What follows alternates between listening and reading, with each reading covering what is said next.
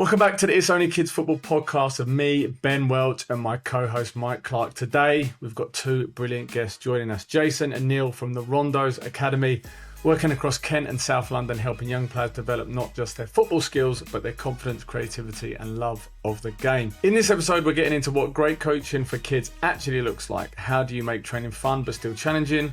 What should young players really be focusing on technically? And for parents, especially with summer holidays coming up, what should your child be doing to stay sharp without burning out? We'll also dig into coaching hacks, the balance between structure and free play, and what grassroots coaches should be prioritising right now. Let's get into it. Jason and Neil, how you doing? Thanks for coming on. Always, guys. Thanks for the intro. Thanks for having us. Really looking forward to chatting with you guys and answering your questions. Yeah, likewise. Thanks for having us. Big fans of the podcast. So yeah, let's get into it. Appreciate it. Thank you. No, also the reason I actually became aware of you guys was I got, obviously, you can imagine what our For You page is like on Only Kids Football. A little bit different on my personal account. But, I don't think you boys would appear on that one. Yeah, that one's a little. That one I have to keep that one secret. But anyway, the It's Only Kids Football one. That is obviously mainly I just get served drills and stuff like that, and you know, coaching and all that kind of stuff. And there was some warm-up stuff. I think you've actually pinned one of them on your Instagram page. And I really liked it. It was like going up to a cone, doing a turn, passing back, stepping off, check the shoulder, receive on the back foot, and play forward. And we do that in a warm-up. And I've taken a lot of those things just for the warm-up, make the warm-up interesting. So it's not that we've just kind of come across your page. I've seen what you do. I've taken some of the drills and I've used them for when we're getting ready for a game or just when we're getting ready for a training session. So love what you do. You've built up this massive business. You've got a great following on social media and all the stuff that you do.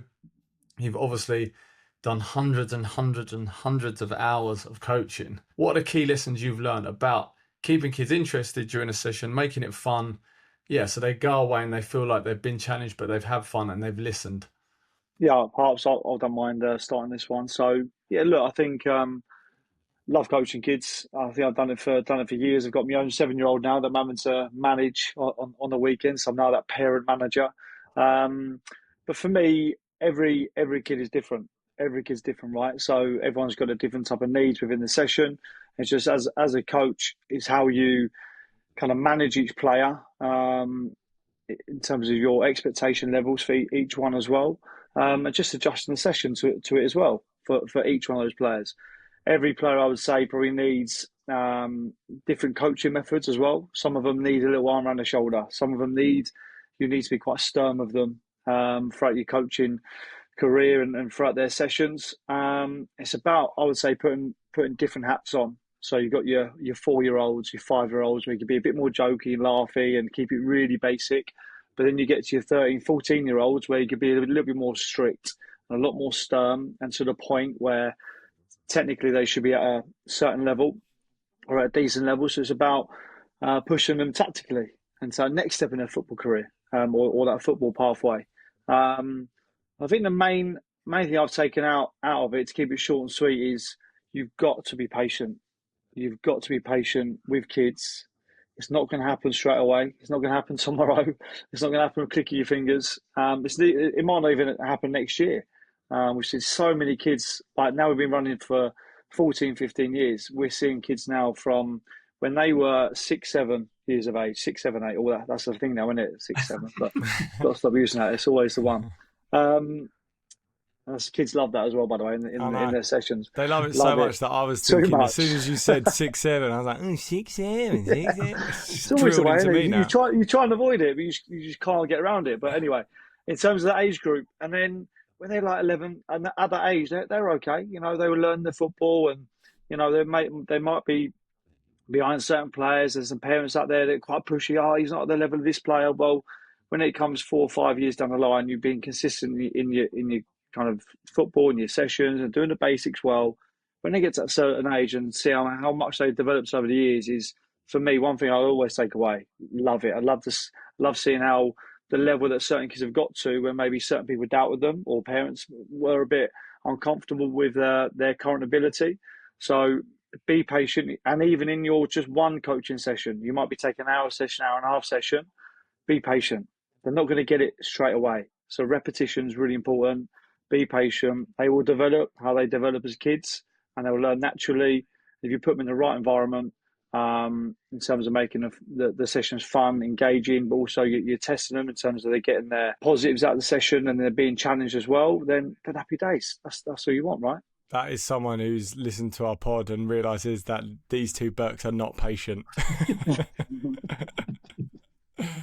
Yeah, but I think that is spot on. I think from our journey, which is relatively short, it's only like third year now, but patience is absolutely key, and that's just something we just didn't have. And a lot of first-time coaches coming into this, volunteer dads, whoever it might be, there's no patience most of the time, and these kids are at their youngest age group just coming into it. So I think that's an important message for you to lean on that and lead with that as your first point around patience. I think that just hopefully just spells it out to people, that patience from when they're 5 and 6 all the way through to when they're 13, 14 is, and probably even beyond that, and just in a slightly different way, is like number one point to make.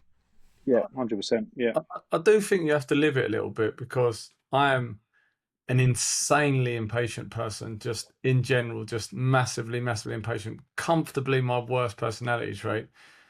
But we've done our team. We were like under 9s. They would be going into under 10s, but we're going to play up next year into under 11s. So we've done 3 years of them, and I've seen the changes you're talking about. I've seen, but when you start, you don't know that. You're like, oh my God, how can you not do this? Like, how, this is really simple. How are you not grasping this? And then it's magic what happens to some of them. Like, and not just in our team, in other teams that I've seen a boy who's like never even noticed him.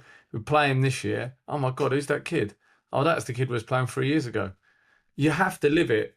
That's not a green light for anyone to be impatient, but now I'm coaching my youngest as well, under 7s, just started with them. I am a different person, like totally different person. I look at some of the things they're doing now, and don't get me wrong, I'm like, wow, I don't know. Like, it'd be like, I've got 2 kids. It's like going back and saying, right, let's have a third. You're going back in the trenches. It is tough.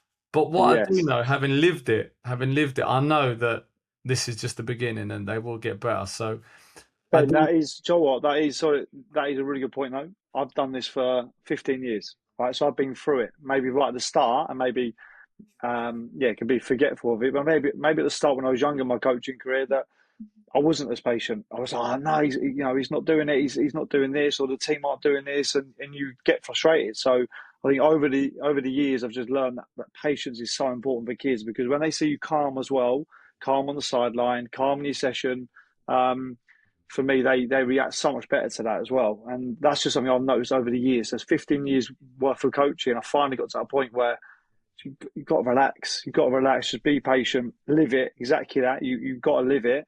But just remember, like, they will develop how they develop. I think that's the point around the development, because patience for me would be if you started off with a group and then they were, nowhere near the levels you thought they might be, but then they gradually get better and it's like a clear line of progression. You could live with that, but it's never like that, is it? It could be they're incredible one week, then they're awful the next week, then one kid's incredible and then the next week he's awful. It's that type of thing. That's where the patience really's got to set in and bed in. As Ben said, like, you got to live it, because that's just something that we didn't really understand genuinely, and I don't know why we didn't understand it, because all you have to do is just watch whatever Premier League team you support, or what your club, because they don't play amazing every week either, and they're professionals getting paid God knows how much to do this. Why do we expect kids to be at whatever their best is every single week? So that was also just something that once we started doing this pod, once we started speaking to the coaches, that became very loud and clear to us. But I'm sure those that are just getting into it, they'll fall into the same traps that we all have. For anyone listening as well, or anyone who's got 2 kids who play football, the firstborn is born into a world of zero patience, and you have to be. Why are you not Kylian Mbappe from day one? And when you fall below that expectation, I'm going to absolutely hammer you. And then the youngest comes along and you're like, yeah, I don't give a shit, just do whatever you want. And then they end up being so much more free because the level of expectation and pressure on them is completely different. I'm already starting to see that with my kids. But what I've also noticed when you're coaching the different age groups. So my next question was like, how do you make training sessions fun and engaging, but challenging for young players? So if you think about, like, to go to your point, Jason, was like, what's fun and engaging and challenging for the 9-year-old, like 9 and 10-year-olds, is different to the 5 and 6-year-olds that I'm coaching as well.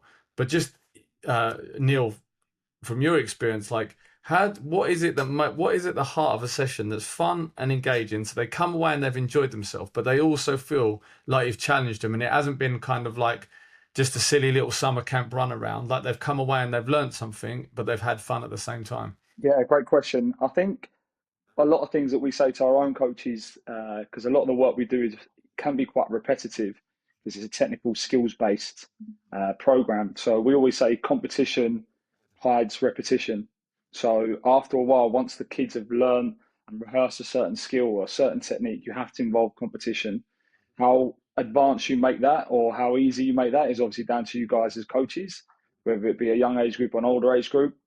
But that's really key. And that straight away, as we all know, as soon as you put points on the scoreboard in terms of competition or some sort of prize, then the levels of intensity go up tenfold. So that's something really, really important. And yet again, you can modify that depending on what exercise you're doing.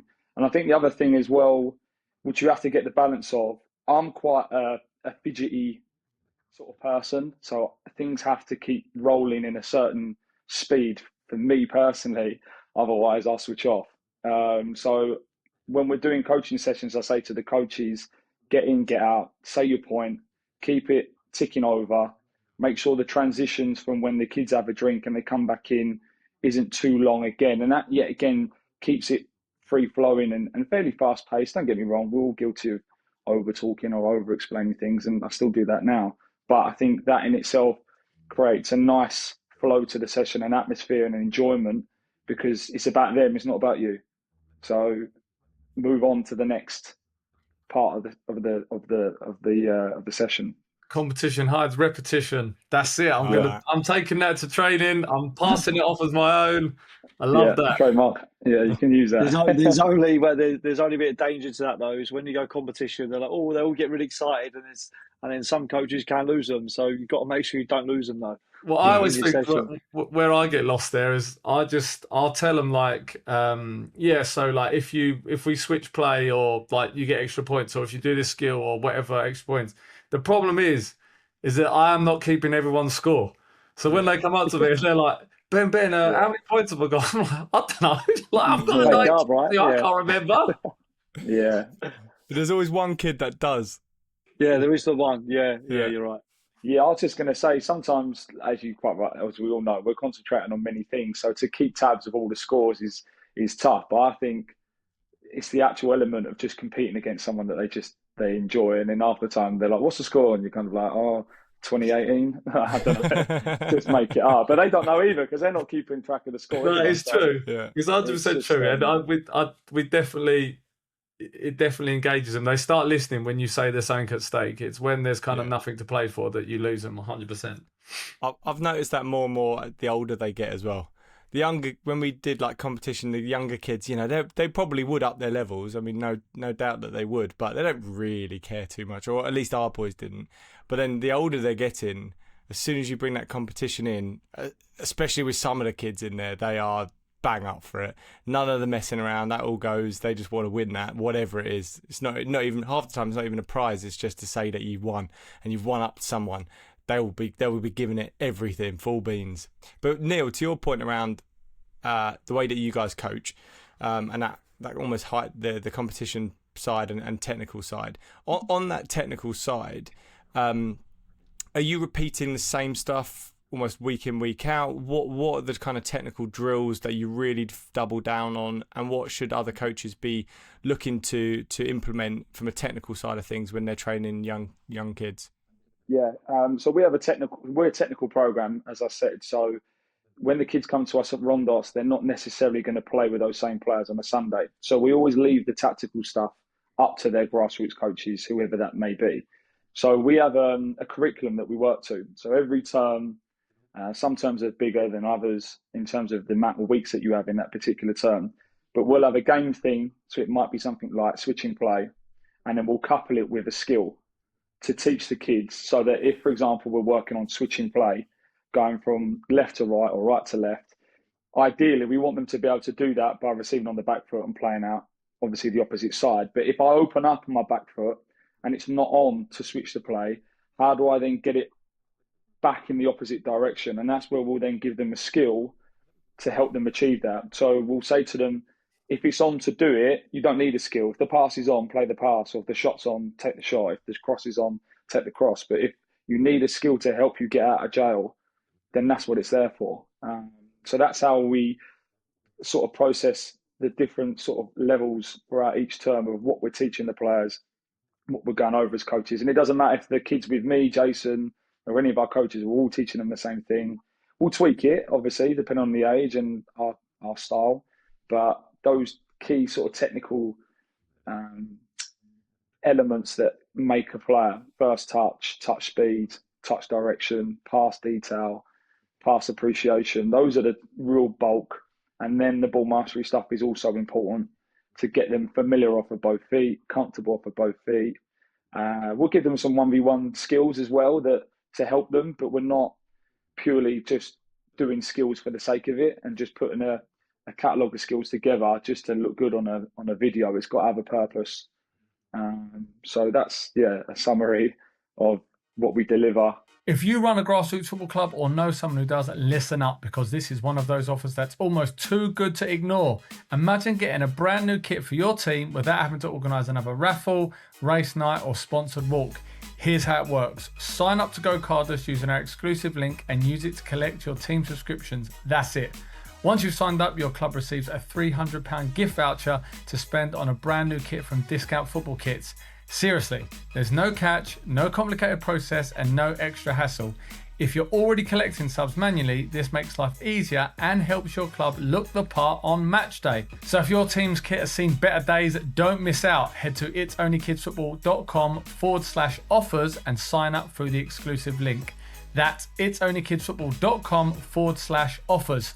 Simplify your subs, save yourself time and get your club a brand new kit worth £300. Jason, what would you be saying to, like, if a kid comes along, they're gonna come to one of your sessions, and a parent or a coach asks, like, what are the technical pillars of, like, what does a player want to be good at technically? Because I thought it's quite interesting there, Neil, that you mentioned like pass detail, pass appreciation, etc. Because if you go on social media, and I know you obviously ball mastery is big to you, we love ball mastery, our boys do all that. They do different sessions, etc.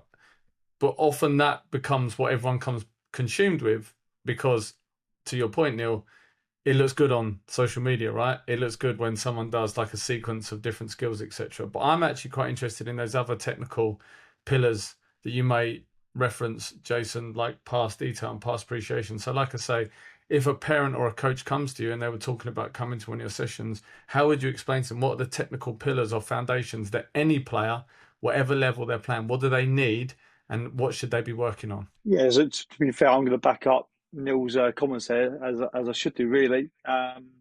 It is their first touch. So we'll look at kids, obviously, in the back garden, right? They'll focus on smashing the ball into the back of a goal. They've got a big goal in the garden, if they have a garden. If not, they go down the park and work on the ball striking. So passing technique, ball striking is obviously really important, because if you can't play a pass, then you're kind of down to just kind of ball manipulation. So I think passing technique is first, kids' first touch.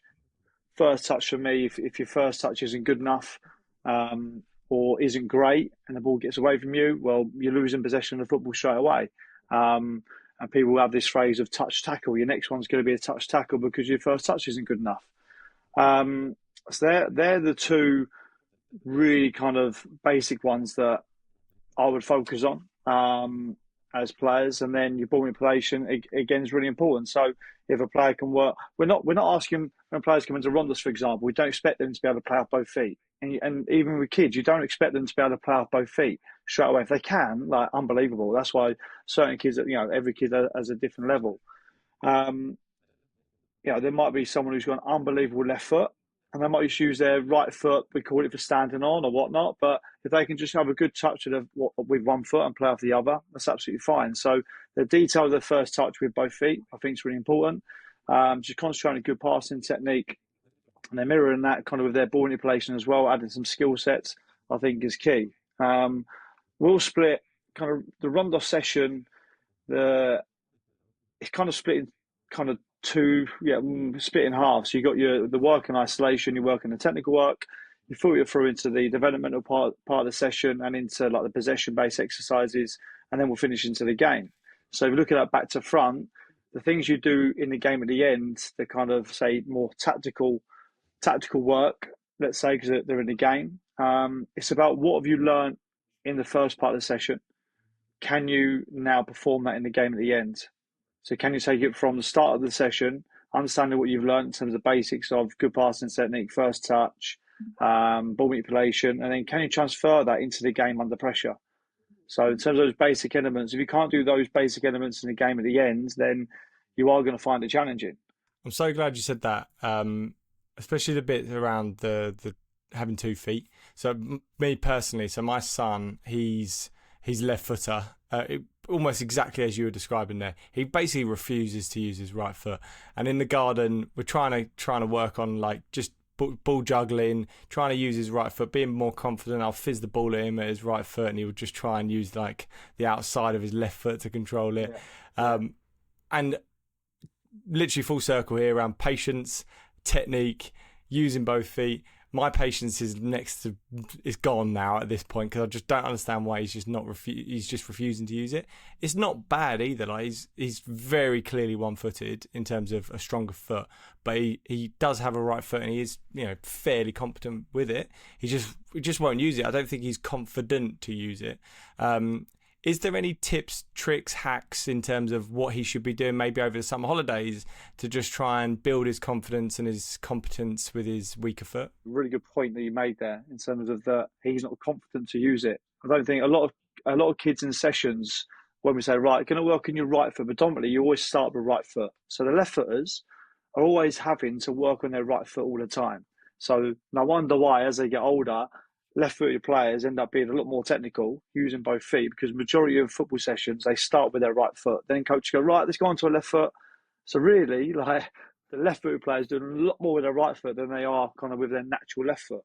I'm very similar. I've got my son, we're in the garden, and I don't do a lot with him. We just do some shooting against each other, work on our kind of first touch and things like that. And I just say to him, look, try it. Just try it. And if he does it, I actually probably overpraise when he does it well, or if he attempts it. And I'm even doing it now with I always run the under 6s at Rondos. So I always do the 5 and 6 year olds, which can be a challenge. And again, patience is really important, that repetition. But even if the full technique, if you're watching the coach, isn't spot on, but they're trying it and they're connecting with a ball and it's getting there, you've got to praise them. You've got to praise them, because the more praise you give them, and that one, and I would say that one that they, let's just focus on. All right, so your son's predominantly left-footed, non-dominant foot, as we should say. His right foot, he's played this really good right-footed pass. You should just absolutely celebrate it. And he goes, and he'll just turn around. He'll be happy. He'll be smiling, and they smile at you. They go, and then you see it in games, right? When they scored with their weaker foot, they go, I've scored my left foot. Look. Like, you've got to celebrate it, because then they'll start to use it more and more. So over-celebrate that achievement of them continuing it. They're trying. They are trying to improve it. Some will say, I don't want to use it. I can't use it. I'm like, just try. It doesn't matter. It really doesn't matter. As long as you try. I'm not expecting you to hit the crossbar or ping it top corner or anything like that with your weaker foot. Just try. And the more they try and they improve, just show them. If you can then show them the benefits afterwards, the success, by if they scored a goal in a session or they've gone stop it, shift it, pass it with that weaker foot, and they've improved on it. You've got to celebrate the success in them doing it. So that's how I feel kids will start to use their weaker foot or non-dominant foot a lot more. Are you like that with your own son, though? Try to be. Although Neil's definitely seen me in a game when he's right-footed, he's gone to receive it. So he'll sometimes play in goal with the under-7s. I don't really play with I've seen your podcast as well about goalkeepers and younger age groups, and I don't really play with a goalkeeper at under-7s or five-a-side. If they're not a goalkeeper, I don't feel like a kid should be. I know I'm going away from the question here, but should be chucked in goal for the sake of it. Or go, what's going goal? I feel like they get more touches on the ball if they're playing. It's better that they kind of go in goal, for example, than be on the bench, so get more ball time. Anyway, going back to the point, ball came back into my son one time. He miscontrolled it in front of goal. He kind of had a bit of a bobble where he didn't concentrate, went over his foot, and you can imagine what my reaction was. And that's as a parent manager, right? So yeah. It's a whole different proposition. I don't care what anyone says. You're a different coach when you do it with your own son, and we always say, like, aim for progress, not perfection. Like, we have really good moments with our sons, and then there are moments where we struggle with them. I'm having a son, like parent managers, because there's a lot that watch your channel. It's funny, our boss, let's say, at the start of the season, before Arthur was going to play, he didn't want me managing the team because he thought that we would clash and we would no, I want you to enjoy. I want you to, because I do a lot of coaching. I want you to watch and play. And I was like, well, what other kind of parent are you going to get in, maybe with that experience and expertise to run a team? So, yeah, and I think on my point to other managers out there of that age is we always try and get two dad managers to run the team together. So you're not just maybe coaching your own child, you try and get the other manager to speak to your child and you speak to the other one. So there's not too many, and both of you could probably notice if it's going to go off a little bit and you're going to have an argument, hopefully the other person can step in. So that's something I've learned. And me and my son, I don't speak about his performances really. He's under-7s at the moment, so he'll play his games. And that's it. We'll get in the car and we'll drive off. If he wants to ask me how he got on, how do I think he got on, what do we need to improve on, I'll be honest and let him know. But if he doesn't, we just move on. He's played his football. He asked you once and he thought, no, never doing that again. Exactly that, yeah.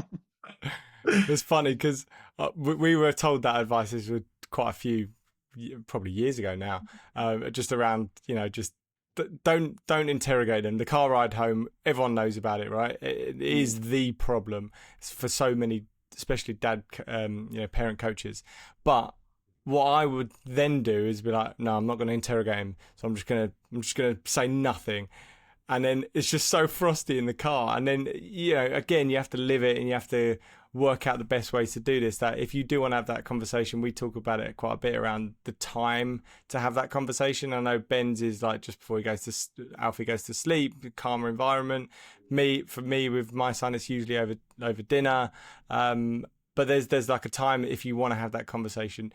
But the real skill is to almost mask how you're actually feeling, whether that's the rage or the disappointment or the whatever it might be. So you actually are moving on and you're just having a normal conversation in the car. Yeah.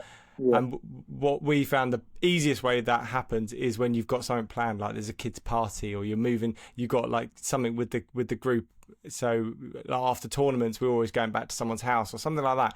That is just the most natural way of moving on from things. And then you try and take learnings from, okay, well, if we just lost a tournament and the emotions were super high, but you just moved straight on because you've just gone to someone's house, why is it different when you lose a nothing game in like a friendly, but on your drive home, you're feeling totally different. So it's just taking a bit of learnings from that. And I think because it's just such a natural, visceral emotion after a game, you just have to live it. Like, people could tell you all this stuff, but it's not going to change the way you feel. It's just you have to learn from it and deal with it as you get more experienced. There's a difference for me that I feel like I've noticed where they've got to a level where I feel like we can be quite demanding of them. And it's not about having to go at mistakes. But like, for example, last week, I am preparing to basically let him have it in the car. And I said it to Mike. I was like, I'm going to let him have it in the car. And he said he was going to do the same to his son. And it was because of attitude. It's got nothing to do with like ability, but I will not accept a refusal to listen to instruction and a refusal to do your own thing. Like, you're going to do what you do. We're not having that. Mike was having a go at Raf about effort. My son wasn't about that. My son was his absolute 100% refusal to pass the ball. It was insane. Like, you'd have to have seen it to like, I'm like, I do not understand. If another coach was asking you to do that, if any other person asked you to do that, you would 100% listen. And when all you kept doing was losing the ball time and time and time again, even though you knew it was the wrong thing because you didn't want to do what I say. And the thing is, we've got to a point now where he's going to be 10 in December. And I had a go at him in the car. I was like, not like, I was just sort of saying that is unacceptable. Like, I don't care if you get upset. You can't do that when we train. Because his actual words were, I said to him, why do you keep doing that? He's like, because I wanted to do my own thing. I was like, well, that's not how you play football. Football is not about doing your own thing. Football is playing in a team. And I swear to you, if he had another coach and another situation, he would have done it like that. If that coach had asked him to do it, he'd have done it instantly. But that relationship we have with your son, which we've discovered over time of doing this, that all he hears is like, clean your room up. Don't forget your bag. Do you know what I mean? It's just another instruction in your voice that they're hearing, and they don't want to hear it again. Football is their space for freedom. And then you just happen to be there putting some rules in place. And this is where every kid is different, right? As well, every kid's got a different personality in terms of how you speak to them, react to them after games, and things like that. I'll do the same, with my son, but I will say to him that I'm not your dad today. I'm your coach. I'm your manager. I'm your coach today. I'm your dad afterwards. That's it. Done. So when I'm coaching you, I'll coach you like any other kid. If I'm giving you information or tell you off, I'm treating you here as I'm a coach. You're my player. That is it. Afterwards, I'm your dad. And then, but I do back up what you're saying though. If your son or any other child's, do you know how I kind of coach or manage the team? I'll always think about the parent and kind of what they want and what I'm thinking as a parent as well. And if a certain player or if it's my child isn't given, the attitude is really poor or they're not working hard enough, you've got to tell them, right? You've got to tell them because that's just a standard life lesson. So, I agree with your point there. Quick break. Before we dive back into the episode, we want to take a moment to help you level up your coaching game with the help of Football DNA, the ultimate coaching platform that's been a game changer for us. What do we love about it? It's super easy to use, saves us loads of time, and best of all, it doesn't just show you how to set up a practice, it teaches you how to coach it properly. And that's the key. The sessions are put together by top level coaches. We're talking first team staff at clubs like Celtic, Crystal Palace and West Ham. Proper pedigree. You get videos, diagrams, full explanations, downloadable PDFs, and if you need it, a full 36-week training plan tailored to the age group you are coaching. Our lads have loved the sessions. It's made our lives easier, improved our coaching, and taught us loads. Now we genuinely look forward to training and developing our players. Check it out at footballdna.co.uk. That's footballdna.co.uk, or you can download the app. Just search Football DNA. Trust us now and you'll thank us later. Coming back to the technical stuff, Neil, if like a parent or coach was listening and over the summer they're sitting there thinking, like they're not playing as much or they're not training as much, but they can get in the garden either on their own or get in the garden, with their dad or whatever. What technical things would you be saying, or what things should kids? What is the best way to train in those situations over the summer to stay sharp? And to come back so you're not really rusty and your technique is tuned, like finely tuned to where it should be. Yeah, I think obviously people training their back garden, their sort of space or equipment they can use is going to be quite limited. So you don't need the fanciest of bits of equipment to get out of what it needs that they need to work on. So yet again, like our way of approaching things is first touch and passing detail. So hopefully everyone's got someone who can help in that capacity in terms of maybe serving a ball in. But a couple of challenges and stuff we did even during COVID time was receiving a ball, from a partner, and then trying to knock a ball off a cone, whether that be, for example, 5 yards, 6 yards, 10 yards, 15 yards. I think those sort of scenarios there are really, really important. And I think putting a ball on top of a cone narrows their focus, because if they don't knock the ball off the cone, it's not the end of the world in terms of it will be an incomplete pass in a real game, because your teammate can move. Obviously, if you're putting it at 2-3 yards either side of them, then no, they're not going to get it. But if you're shaving the ball and it doesn't quite come off the cone, or you're missing it by like a fraction, then it's still an accurate pass. And yeah, I think that one of the other things as well, which I don't actually see a lot of in terms of being taught at the moment, is like aerial control. So when we get towards the summer, the pitches are rock hard. Like some pitches you probably go and play on the ball hits the turf and it's really, really rock solid. So aerial control, and I think in comparison to when we were younger, kids' aerial control maybe isn't as good, in my opinion, from what I've seen and noticed, because it used to be go out in the street, knock the ball up against the curb, ball would spin up in the air against the curb, bring the ball down. I used to do stuff for hours. Brick wall in the back garden. I say to the kids all the time, I'm like, how many of you got a brick wall in your back garden? They all look at me like, how many of you got a goal? All put their hand up. And I look at their dads and I go, look at your dads. I said, I guarantee they all grew up with a brick wall at the park, back garden, up against the wall.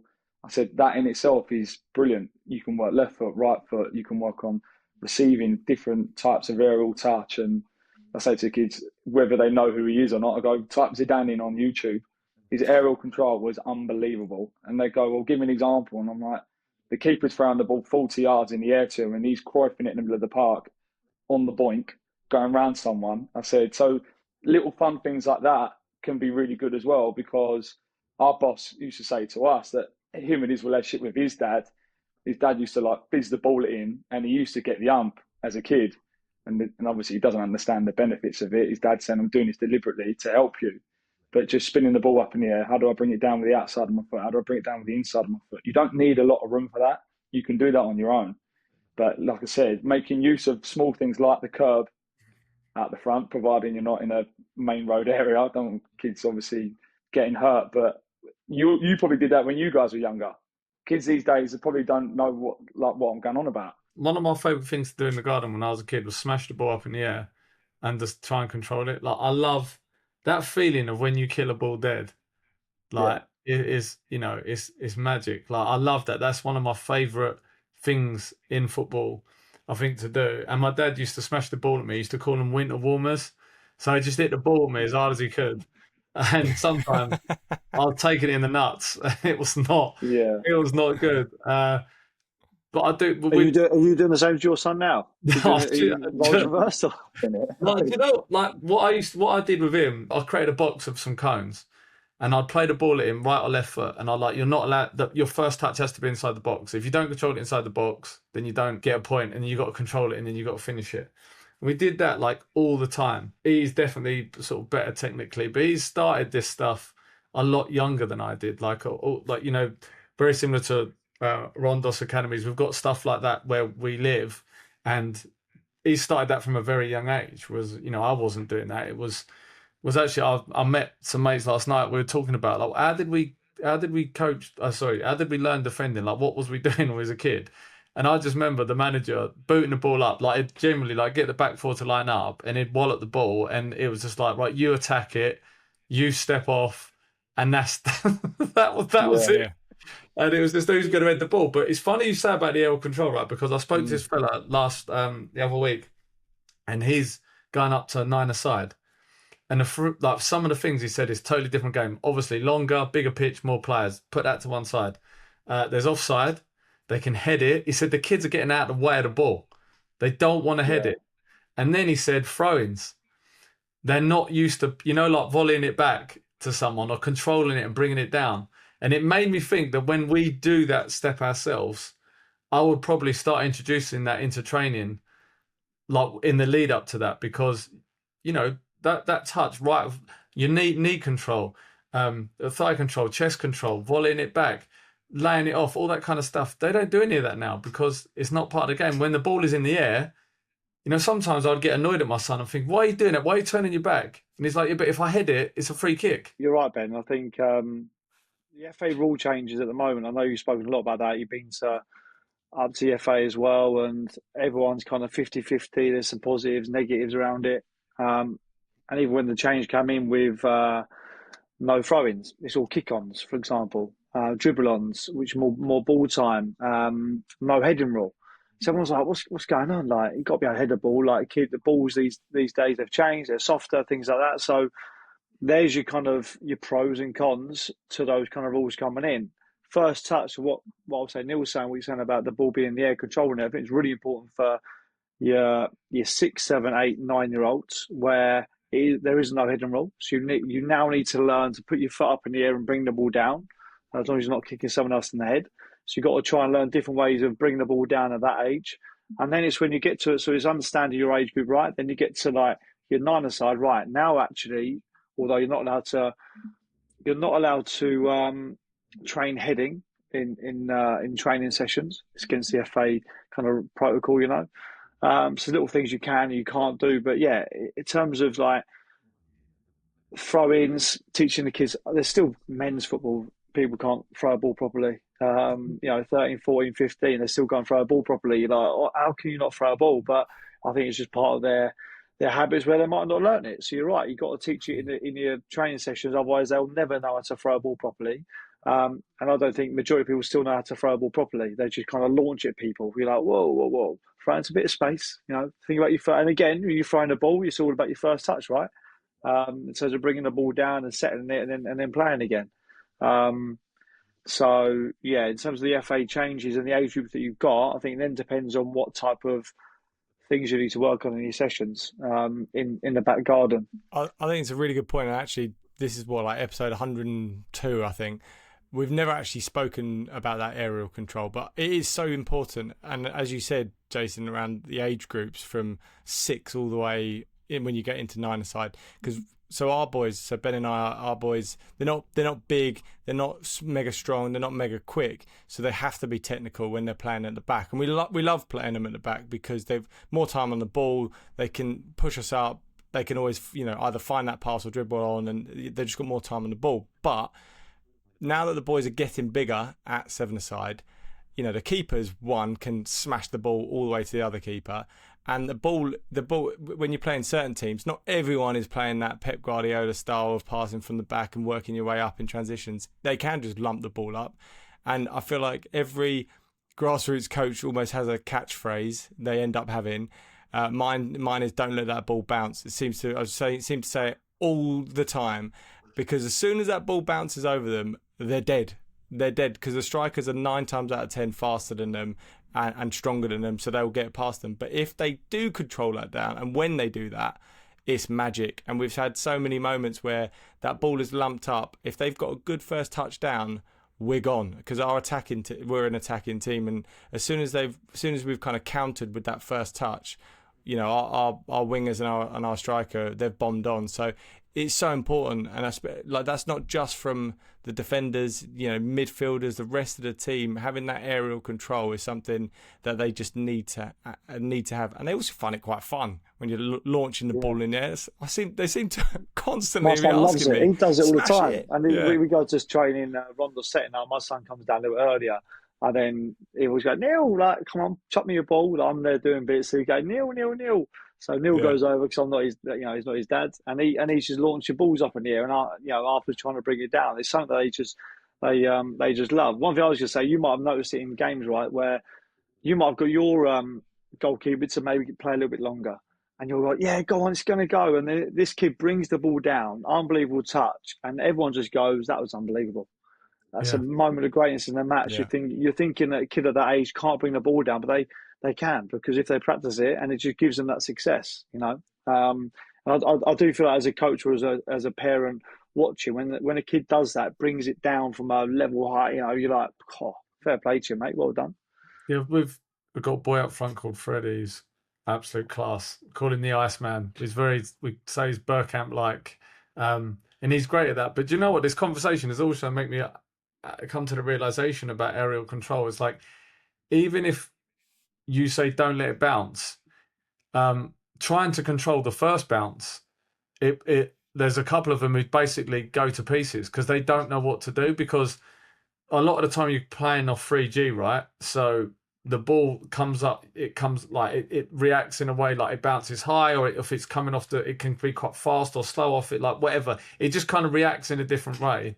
And you can actually see them, like, once they realize they're not making that first bounce, then their body sort of goes into this sort of weird contortion where they don't know what to do. And it's all because, but if you put the ball at their feet, like go and do an Iniesta, Maradona, Zidane, like all that bosh, bosh, bosh, bang, like I can do a lot of it. Can you control the ball bouncing? Absolutely, in pieces. So, you know what? We've had this chat, and I think we need to work on this. I think they need more work. Smash some balls in the air. Yeah, absolutely. It's not even. It's even like little again different techniques, right? In terms of bringing it down. Do you bring it down with your thigh? You're trying to use your laces, which is the hardest one to do. So when kids do that, to have that timing, we teach. So it hasn't been the last couple, but we used to finish on a term with the ball in the air. So the whole term was just about serving balls into the air to our players and just work on different types of turns, using your studs just to settle it, using your top of your laces, for example, and then shifting it. Or can you do a coif turn on the full and change direction to get it away from players? But it was constantly about, and also you're teaching kids to throw in as well. So whilst someone's playing, you got a player running around them, I throw the ball in the air, the ball's travelling away from them, and they're trying to do like a U-turn, for example, or an outside cut on the bounce. I don't think enough work goes into like when the ball's actually in the air bouncing, because I know these days, Pep and balls on the floor, everyone's passing it, but I don't think there's a lot of places work with the ball in the air. So I think it is, it's really important. Quick one for the coaches and volunteers listening. If you're sorting kits for a grassroots team, you'll know the pain. It's never as simple as it should be. That's exactly why Discount Football Kits exists. They supply quality football kits at prices that actually work for grassroots clubs. No nonsense, no hard sell, just reliable teamwear that turns up on time and looks the part on match day. From full team kits to training wear for growing squads, everything's built to make your life easier. If you're tired of overpaying or overthinking kits, head to discountfootballkits.com and get your team sorted today. Go Cardless makes collecting payments simple with automatic direct debit. Membership fees come in on time every month without watching parents dig through their pockets only to find a crisp packet or race into the cash point while you wait in the rain. There's no more, I'll give it to you next week. You can just drop a link into your WhatsApp group and bingo. Payments are sorted. It handles the admin too, automatically keeping track of who's paid, what's outstanding, and retrying any payments that didn't go through, helping your club keep a steady cash flow for pitch hire, kits, and equipment. You can even pause or adjust payments when families need flexibility, keeping your club supportive and inclusive. Go Cardless takes care of the money so you can focus on running great sessions and growing your club. I saw this clip the other day. I don't know if you've seen it, but it was of La Masia, like it was this little kid for Barcelona. I swear to God, this kid is playing against, it is mental how small he is. He is tiny, and he's playing against a kid who's twice the size of him, literally, not an exaggeration. But he is absolutely mustard, right? He is different gear. Obviously, he's a Barcelona, so, he's not going to be rubbish. But it made me like think, you're obviously a technical program and you teach technical players.